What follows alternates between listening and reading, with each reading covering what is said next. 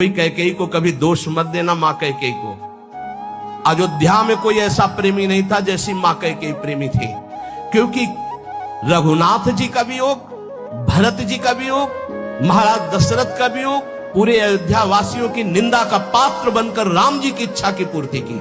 ये माता कैकेयी है, दूसरे में इतनी सामर्थ्य नहीं थी। माता कैकेयी जितना राम जी को प्यार करती थी, शायद है उतना कोई अवध में प्यार करता हो। भगवान श्री राम एकांत में माता कैकेयी से कहा, मां मैंने पूरी अवध में देखा है कि आपसे ज्यादा मुझे कोई प्यार नहीं करता, और ये सामर्थ्य केवल अधिक प्यार करने वाले में ही होती है। तो आप मेरे लिए निंदा सहेंगे, मेरे लिए आप अपमान सहेंगे, मेरे लिए पुत्र वियोग, मेरे लिए पति वियोग, ये केवल आप ही सह सकती हैं। इतना त्याग आप कर सकती हैं, मुझे पता है, क्योंकि आप हृदय से बहुत बहादुर हैं। देवासुर संग्राम में साथ गई थी कैकेयी जी महाराज चक्रवर्ती सम्राट दशरथ के।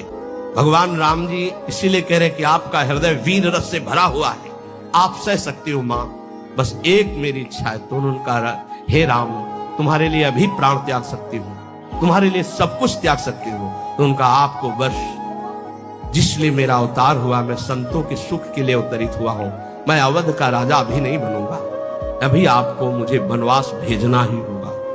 मां कैकेयी ने एकांतिक भगवान की आज्ञा का पालन किया, ये ध्यान रखना। कैकेयी जी का हृदय बहुत रघुनाथ जी के प्रेम में डूबा, ये कोई नहीं जानता।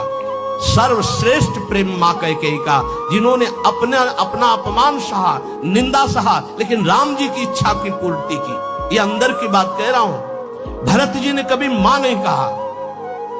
जब राम जी वापस अयोध्या आए तो उन्होंने कहा, बेटा तुम्हारी पूरी बात मानी थी, पर मैं एक बात नहीं सह सकती, अपने पति का वियोग सह गई, लेकिन मेरे भरत ने आज तक मां नहीं कहा। बेटा अब मेरी इच्छा एक बार मां कहला। तो राम जी जा रहे थे, भरत जी को सूचना मिली कि राम जी ये कहलाने के लिए आ रहे हैं। उनकी जो दशा हुई वो देखकर भगवान वापस हो गए कि ऐसा नहीं, एक बार भी मां। इतना कष्ट सहा माता कैकेयी ने, लेकिन राम जी की इच्छा का पालन किया। ध्यान रखना।